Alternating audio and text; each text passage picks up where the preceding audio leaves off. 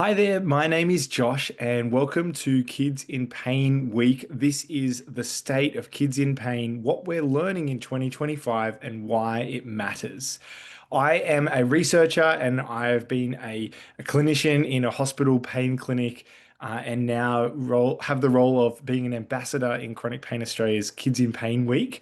And we are here now in 2025, and we're going to go through the first ever results of the first ever survey of kids in pain in Australia. And I'm excited because it's shining a light on some topics that we haven't really thought too much about before. And so this is the thing about research, is that it opens up these new conversations. So who is this for? It's for parents and carers and young people and teachers and school leaders, health professionals, people who work with policy and community, different roles. It's really for everyone. And ideally, if we can get a similar language about these challenges, then we can work towards solutions together. A lot of my research has been in childhood pain, and that's what my PhD was on. And some of the key findings have related to if we have a common language and we can then build a common ground and move forward together. And it's no different in this setting. And that's why I'm really passionate about this role. So, what does persistent pain look like for the next generation coming through into adulthood now? Well, the data shows it varies from country to country, but approximately about 5 kids in each classroom, about 1 in 5 children face persistent pain at some point in childhood. Um, we kind of think about this now as changes in the way that the nervous system is processing both danger and safety and kind of weighing those things up. Pain is definitely real all the time. I just want to make it very, very clear that I am not implying in any way that pain is all in your head. It is 100% real, even when it's invisible. And that is one of the quotes from some of the surveys that we receive from families. And I love that. I think the invisibleness of pain hasn't been given enough of a spotlight. And I think doing that is actually a really useful thing. And I just think of my own experience. I didn't have chronic pain as a kid, but I would have been a much better friend had I known that going and sitting next to someone who's struggling with something invisible would have made a big difference. And making eye contact, all of those little tiny things that add up, and what we've seen in the data. So if you are watching and you participated in the surveys, we want to say a massive thank you. And if you didn't, then hopefully these results are really insightful and useful for you.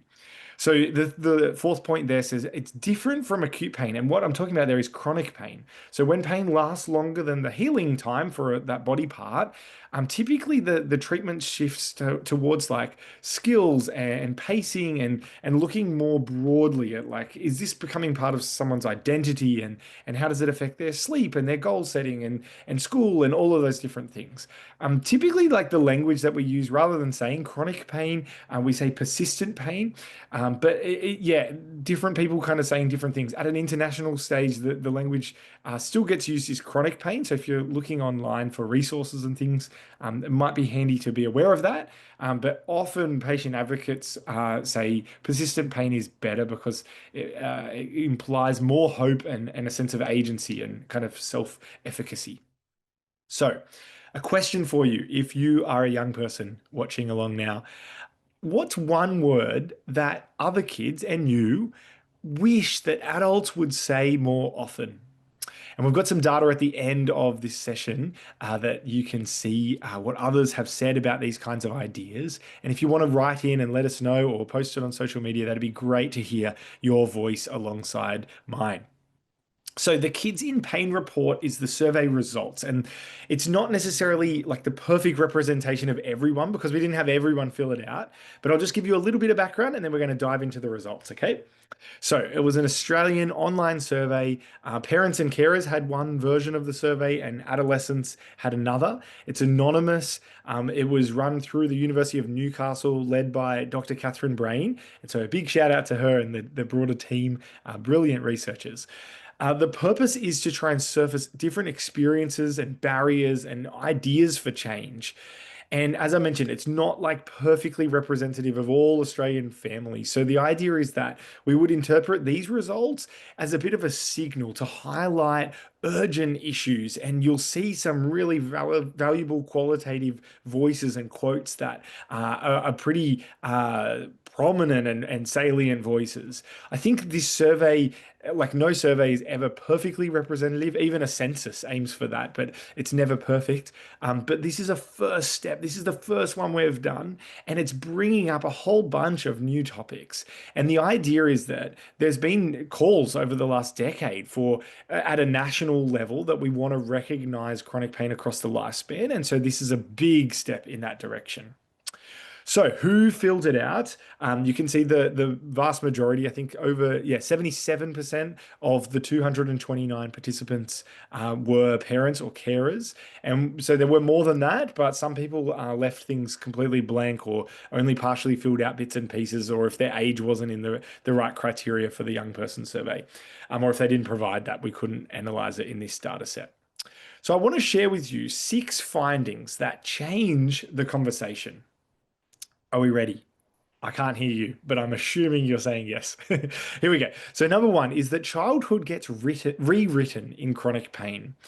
84% of responders said that their sleep was disrupted. 85%, so again, the vast majority said that sport and activity levels were reduced. And 83% said there were mental health impacts. And this aligns with some of the data, but seeing it all in one survey is really useful because we know now that it's not just one person, kind of like maybe one group of people who did a survey on sleep. This is the same people all highlighting many impacts. And I think one thing that's really important is other things were mentioned. There was a quote, it says, it's exhausting. Sometimes the worst part isn't the pain, it's the loneliness, the idea of isolation. The loss of everyday fun was another kind of other idea that was mentioned. If I had to sum this up, I would say that pain touches on everything in someone's life. And so, one of the learnings for us as researchers is the success metrics that we assess in hospital clinics, but anywhere really, even at a policy level, we need to broaden these metrics to try and look beyond just symptom scores. And we could see this really clearly in those open-ended responses that people sent through. So, thank you again for that. The second finding is that schooling and education is a really, really big deal. And I think potentially a bigger deal than we've ever thought. And a lot of hospital clinics now use phrases like school is treatment and prioritizing that participation and getting back to doing meaningful activities. But it's often a huge journey to do that. Um, so the data that we got in this survey, that more than 80% are missing school and reducing their activity, more than half are falling behind academically. They're saying things like it's hard to focus, attention's tricky in class. And then the drivers of those things, from what we could see in the reports from the families, were pain. Obviously, we'd expect that pain was the driver of these things. But interestingly, people highlighted that fatigue and so many medical appointments was also driving some of these barriers to school. A quote here, it's like a living nightmare. Um, the absences were unjustified despite documentation. And parents had this real concern of going, oh, I don't know how to wrestle with this. And so if people are listening at a policy level or working in this space, I think we need to look towards more flexible attendance policies. Even just some of the data that I'm working with at the moment, where we look at pain-related school absences and non-pain related school absences, and just thinking about how we can be pragmatic and categorize that in a helpful way. Learning adjustments are health interventions. We need to start prioritizing those a lot more, because if kids can get back to participating, so much more of those kind of biopsychosocial elements of the pain experience can change, and that's really good. The third conversation change is this one. The long road to answers. I added a few extra O's just to illustrate some of these messages we saw coming through. People said 64% of you said the wait was more than 3 years to get a diagnosis, or to just end up receiving none. And that uncertainty, it's in the literature we call this diagnostic uncertainty, is enormous, and it's such a weight on caregivers, but on definitely on the child or adolescent themselves. Um, the in terms of the onset age, again, this is like we used to say late primary school, but now like 9 and 10 is the middle of primary school. And often it's not recognized then until later. And yeah, so for me, again, just like I can speak from my experience because I'm talking to myself right now, but at a research level, we if we're trying to nip this in the bud in kind of we've seen like slip slop slap work and kind of other platform like other processes and things like anti-smoking and wearing seatbelts and recycling and these other programs in schools. Some of the work we're doing, we're going, what age do we want to start at? And I think some of this data is really useful to see actually the onset is quite early. There was a quote, I just thought I'll share some more of the quotes later, but one of the lines said, I wish someone had believed me earlier. And this, I think, was an 11 or 12-year-old. And it's just that idea of like 3 years at that age is like a quarter of your life. And I think if we can get earlier recognition, that'd be great. But this is complex. But it would then reduce some of those things like school absence and some of the identity challenges that we see throughout adolescence. The most common dismissal phrases we saw were, oh, it's just anxiety. It must be growing pains, or this is normal. Just get on with it. And those kind of that kind of language can be really hard to navigate. The fourth changing conversation is the cost to families and also to the economy.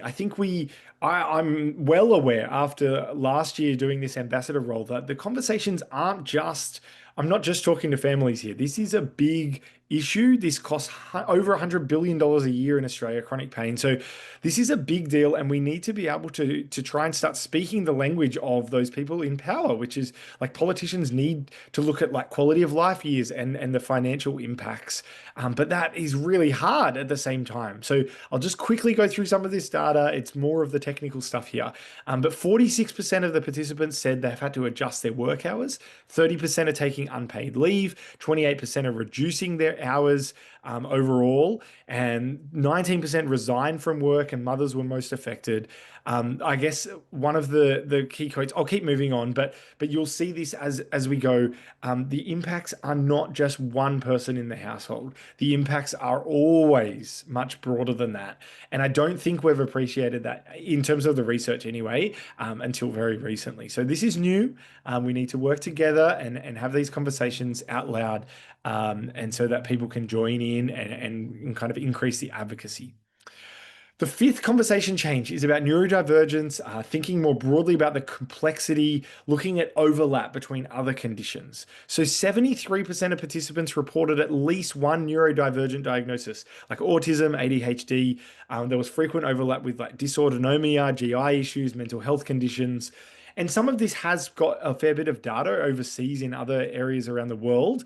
But just at a key level now in Australia, if health professionals are hearing this, care must be multidisciplinary. We cannot be treating people in silos any longer. You can't just see one health professional and expect that it's going to be great. I think we really need to start thinking more broadly than that. Thinking about sensory awareness, being more flexible with how the structure works, I think is a really key take home right now. And the sixth changing conversation is about diversity, identity, and access. Access is such a big deal on the global stage. Some of the policy work I'm doing at an international level, access is a really big thing that can be changed. And so, if we can facilitate better access for a more diverse population and one with different identities, I think is really, really important.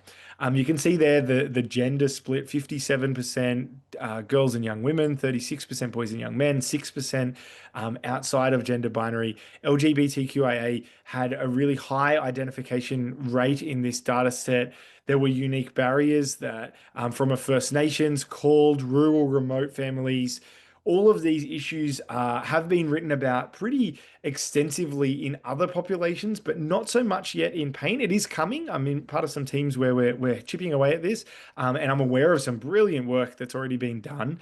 But I think, particularly in this pediatric space, For now, like just being aware that distance and service gaps are an issue. And in terms of equity, we can think about cultural safety, we can think about being identity affirming, and we can start thinking more about telehealth and the reach that technology enables.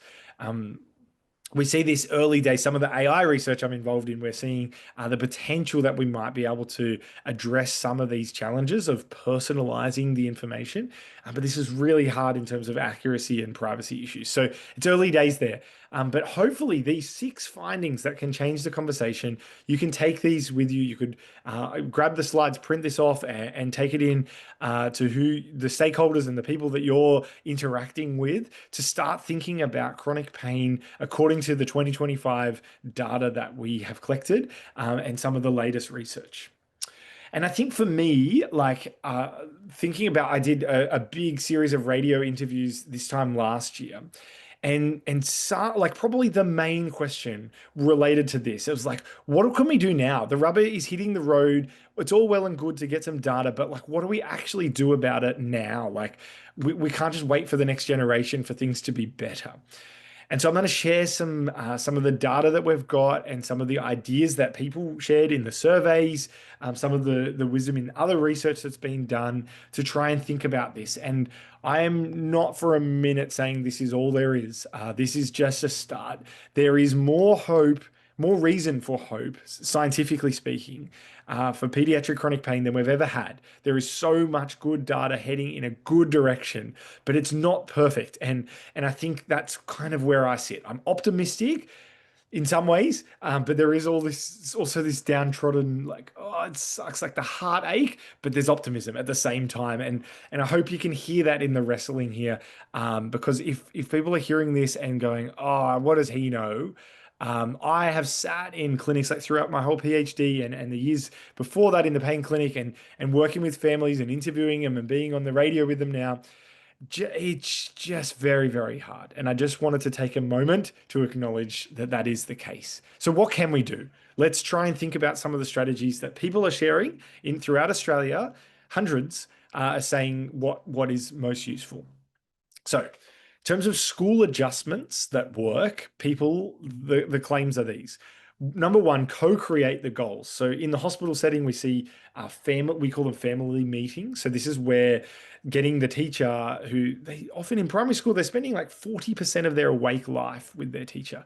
So that's a really important person. Sometimes in the sporty kids, in the athletic population, it's like the coach. Sometimes it's the deputy principal or the principal or the AP, whoever it is that's really present. Maybe it's a counselor, the admin staff, someone in the school setting that's an advocate. Obviously, someone at home is an advocate as well. And then getting the child to speak and have their voice, child-centered care is really important. So co-creating those goals is really key. Affirming that pain is real seems to be an enormous barrier. There's a part of me when doing more and more research where I feel like, oh, we've dealt with that, but we haven't. This hasn't been fixed yet. Um, I just hear this all the time in emails to me, and I really appreciate them. So feel free to reach out to me. But I just want to make it really clear that a great starting point. Joletta Belton says this. If you've seen her One Thing video, she says, explicitly validate that someone's pain is real at the start of the conversation. It's not enough to imply that pain is real. Number three, we want to allow pacing, allow self-management strategies to thrive, not just to occur. So we don't want it to become a burden for the system in the schools, but neither for the health professionals. And so working together is a solution there. And then demedicalizing school life. Some structures that are being set up is kind of over medicalizing everything that's happening, over diagnosing, like being hyper vigilant about everything from posture to equipment to all sorts of stuff. And I think there's this tension of kind of over medicalizing it can be actually unhelpful and create these kind of barriers then to getting back to doing the participation stuff. So there's a fine line there, and we need to tailor it to the individual family. In terms of some accommodations that concretely were mentioned, so thinking about a predictable partial attendance plan. These are the times, days of the week, mornings of the week, and this is the plan to build up, and this is when we're back. Number two, thinking about a leave card or an absent, a pass card, and thinking about rest without stigma.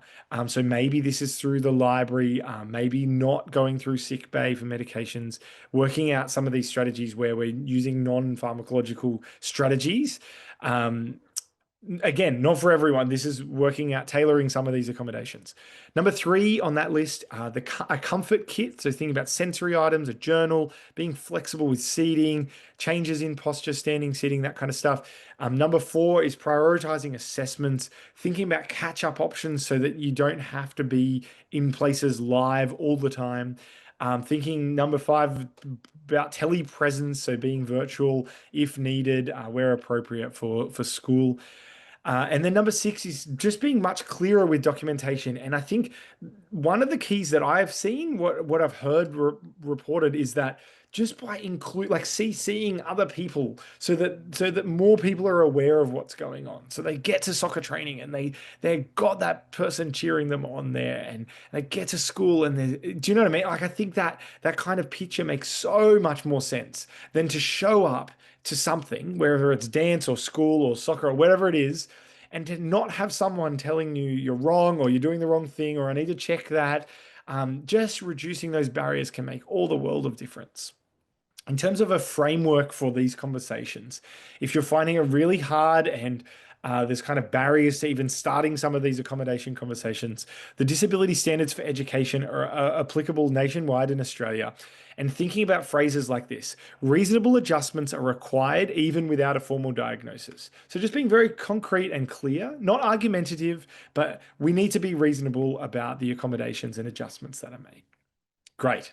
I feel like that's a big one. That is probably the one that you can grab clearly directly from.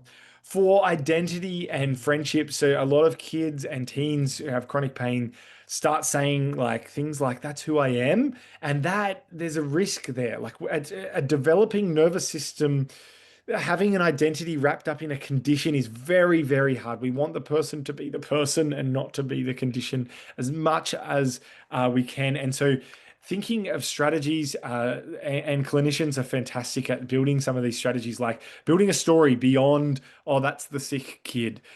Protecting social energy for friendships, interests, celebrating strengths, looking at like we're doing some research at strengths-based physiotherapy, but interest-based learning, things like identity-based goal setting, value-based care. You should look up some of these words. If these are not familiar, there is some brilliant research coming, and I'd be very surprised if they're not taking center stage in the years ahead.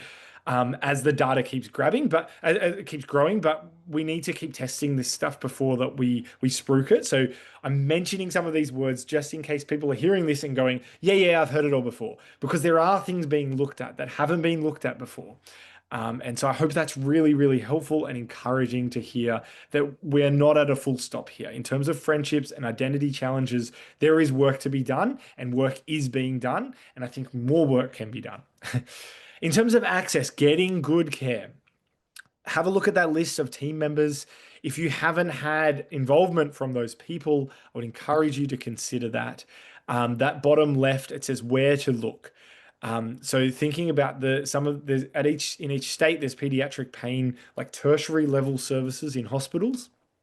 There's community programs. Skip is a great example of that in Queensland. You could check that out, and there's hopefully more of those to be rolled out. If you are a health professional or a clinician working and you aren't a part of the ECHO, it's a kind of, maybe I'll plant the seed of like a journal club, but it's not quite that. It's more supportive. So have a look at Project ECHO. And thinking about telehealth, if your clinic hasn't set that up, that would be worth considering nowadays, now that it's very doable. The green box, preparing for appointments. So bringing a concise history, thinking about what are the medications, what patterns, what's going on, prioritizing your questions, writing them down. So many people get to their, if this is you hearing this and you haven't had your first appointment yet, write down the questions.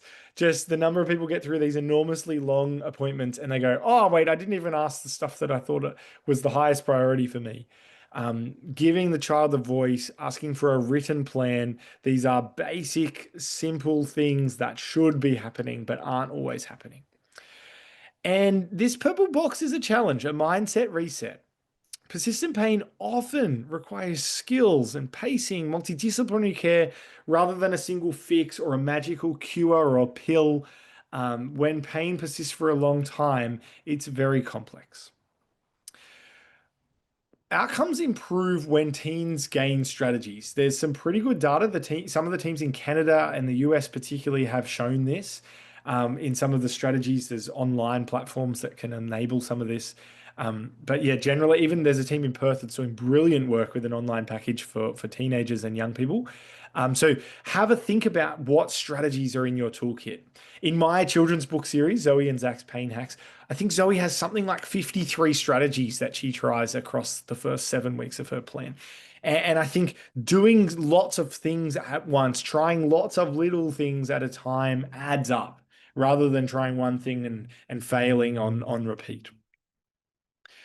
What about for the policymakers? What about at the system level? This is the change that causes generational improvements. And I am most interested in that. I am interested in 2025 improvements, but I think for me, what is exciting at a like career level is to try and tackle some of this enormous burden, kind of generationally speaking. So what needs to change? What do we think needs to change? The first box says recognize chronic pain as a condition in its own right across different data, coding, planning, system level changes. We need to strengthen primary care. That's that first point of call. We need to fund pediatric ready pain services. Adult services are getting kind of more well funded, and we want to see the same in pediatrics. Embedding pediatric pain education health in health settings and in schools. There are some great teams across Australia and across the globe doing this. We've actually got a trial we're starting at UTS next month with school teachers in training, and seeing the role of learning about the latest neuroscience compared to not learning that, and how does that impact outcomes down the track. Improving rural and remote reach, there is a lot of work to be done here. I think technology is enabling some of the change here, but we really need to think about bringing the floor up, but also raising the ceiling of the quality that is achieved remotely. Now, as a little bit of a fun extra thing, because I'm aware it's quite hard sometimes to hear a talk like this, and we're nearing the end. So I thought I'd share one of the. I'm a co-founder of One Thing, that little logo up the top there. This is a virtual platform. It's a not-for-profit. Videos about pain. Patient advocates did season 4. We've had clinicians, we've had researchers, lots of different people. This year in season 5, it's Canadians. They're currently releasing one episode a week. Our colleagues up in Canada. But we asked in this survey about what is one thing to both the teens and to the parents, and we got a bunch of responses. And there were 4 common one things if I had to try and distill it down. So 40 young people, 149 parents and caregivers said these things. The top 4 kind of big things were it's invisible but real, so believe me first. That's number 1. Number 2 is capacity fluctuates. Yesterday does not equal today. I love that point. I think it's so critical. People were saying things about like just because I'm smiling once in a day doesn't mean I'm fine. Um, Number 3, simple fixes and dismissals both hurt. And it's this idea again about the invisibility. And number 4, ask, listen, and accommodate. There's this cry for a true response. We had recently in Australia, Are You Okay Day? And it's this kind of idea of like, just be present with me. And I think that's common from both the young people and from the caregivers. We heard these 4 messages. But interestingly, there were some unique things, and I want to really quickly dive into them. I've got 5 unique things for each of them. So, unique to the young people, when we said, what's one thing that you want people to know about living with pain? Identity and the 24/7 load was the number 1. It affects who I am. Number 2, social exclusion and belonging, friends, dating, groups, working all that kind of stuff out. Number 3, mental health distress, that grief for the promised life of, I just want my childhood back, or that kind of thing. Number 4, desire for normalcy without pity. I don't want to be pitied. Please just be there for me. Number five, direct requests to clinicians. Don't always stop at one label. Some people feel like, oh, once I've been given this diagnosis, that's the end of it. That's the end of the road. For others, diagnoses seem to make things worse, and for others, they thrive better without the. Yeah, there was a real mixed bag there, and I think it depends. There's so many pediatric specific conditions. I teach about this a fair bit and speak about it. So if people want to hear more, I'm happy to talk about that. And these are the unique elements to the parents. So the question for the parents was, what's one thing that you want other people to know about children living with pain? Number one was by a long way. Believe the child, believe the parent. The parents are expert advocates, and I think underappreciated was my impression reading through all of these responses. Number two, the whole of family impacts. I think, yeah, siblings, sleep, finances, like the burnout at a carer level is enormous. And those impacts are largely disregarded. Like if you think about an appointment, how much time is spent of those boxes in number two? It's minuscule in comparison. Number three, the school system and access barriers, thinking about supports, NDIS, thinking about public and private waiting lists. Number four, autism featured significantly in the results of this study, masking nuances. Comparing chronic versus acute presentations is a really big challenge here. So I guess in terms of treatment, we think about like flare-up management, the day-to-day roller coaster, like flattening that out. But then the long-term strategies is more like pacing and graded exposure, getting back gradually so that the graph is positive on the whole at a months and years level. And then the fifth one that was unique to the parents was to manage now, even without having this neat package of a diagnosis. So using function focused tools was a request, and then asking transparently for the plan. What is the plan? What's the prognosis? And having those conversations openly and repeatedly if needed. Okay, that's enough data. I cannot wait to find out more from you all as this grows in the future. I'm really, really excited about that. So, what are some of the next steps? Well, have a look on the website on the Kids in Paid page. There's so much stuff coming this week. But look up the support group for peer support, and there's the Pain Link helpline. In terms of some guides, you can see there's the Learning with Pain, being a child's voice. There's some great resources now available. I just want to pause. If you have made it here and you are fired up like me, a question for you is, what are you going to try this week? And if you're a young person living with pain, that might be one of the strategies. If you're a parent, it might be one of the strategies. If you're a clinician, it might be facilitating some of that. If you are a teacher or a policymaker or a community member, it might be about advocacy. But I just want you to try something this week, make a difference, make an impact, improve things by 1%. Let's do this together, and I think we can. And I want to say a huge thank you, not only to Chronic Pain Australia, the organizers of this, the survey team, brilliant work, but also to the participants and to the Australians who are facing these challenges day in, day out, 24/7, as we heard in the data. This is an enormous undertaking to get a survey like this off the ground. The first one's always the hardest one. And so now we're there and we can improve on this and keep growing this. And so I want to encourage you and I want to say a big thank you. Please reach out if you feel like your voice wasn't represented in the survey and maybe you didn't see the survey come out or something like that. We want to learn and we want to grow from this. You'll hear more about this survey in the coming weeks and months, but please do make this a dialogue. Don't feel like you're waiting for Chronic Pain Australia to tell you.